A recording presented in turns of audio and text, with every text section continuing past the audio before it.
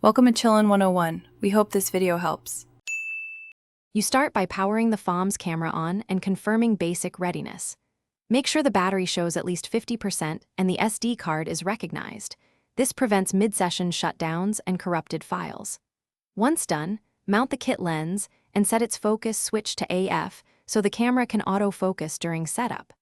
Now switch the top dial to photo mode and check the LCD for frame rate and resolution defaults. This gives you a predictable starting point for exposure control and image quality. Now you configure exposure and autofocus to get reliable images. Put the camera in aperture priority or manual to control depth of field. Lower f number gives background blur, higher f number increases sharpness across the scene. Set ISO auto with a ceiling of 3200 or pick a fixed ISO to avoid shifting noise.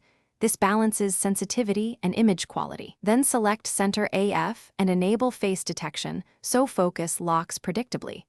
And finish by executing the capture and validating results before moving on. Choose single shot for still subjects or continuous mode for action, and take a short burst of 3 to 5 frames to verify focus tracking and exposure.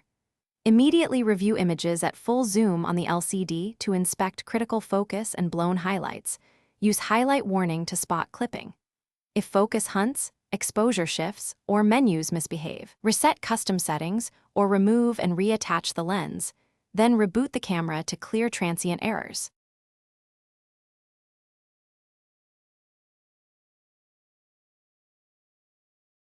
Thanks for watching. Consider subscribing if we helped you.